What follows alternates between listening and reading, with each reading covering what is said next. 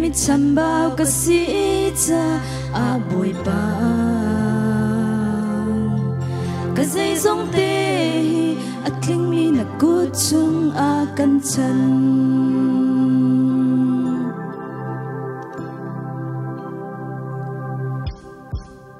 ni hin ka dir mun a hin di a riam khâu lâu mi rum mi lian ka ngar na mi phim mi chiam ka ngar na mui do mi la min thang si ka du tlam tling khit khet te in dây dòng ngay ka du ha câu nak sal a ka tang ton e lei a ka du he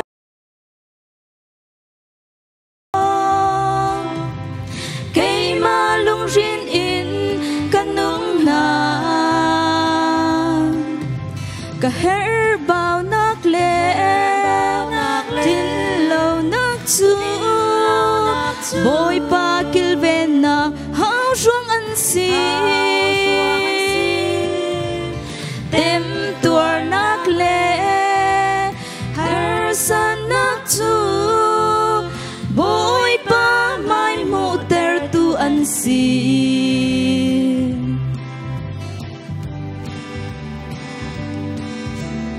chung khar ko sana ko nga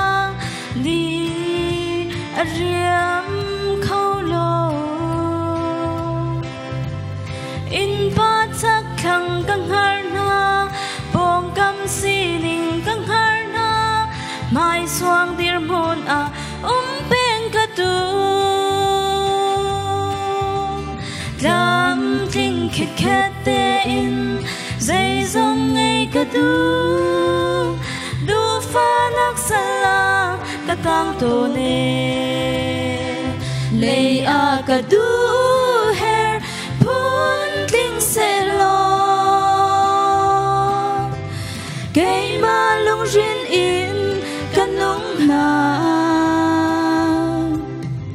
ka her bao nak le tin lâu nak chu boy pa kil ven na hao ruang an si tem tuar nak len har san nak chu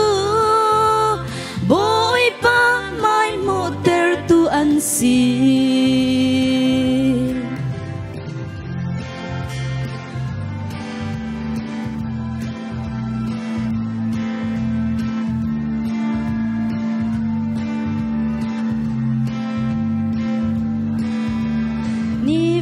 cầm hộ tôn mi a đi a riam khâu lâu tâm tiêu ngay cái đu cha na her bao na ka kar vi tôn lung xin hang am tiêm bal lâu tam linh khit khet te in khoa chan re ka du cho va sal a ka tang ton e lei a ka du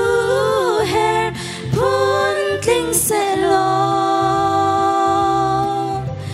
cây ma lung rin in ka nung na ka her bao nak le tin lâu nak chu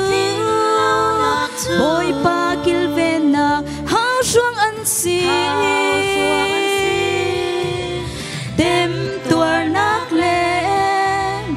har san nak chu boy pa mai mu ter tu an si lei a ka tu her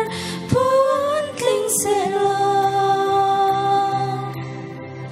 cây ma lung rin in ka nung na ka her bao nak le tin lâu nak chu boy pa kil ven na hao ruang an si tem tua nak lên har san nak chu boy pa mai mu ter tu an si mitling lâu le mit sambao ka si cha a boy pa ka say song te hi atling mi na kut sung a kan chan Mai pan sun pan ang cha bang se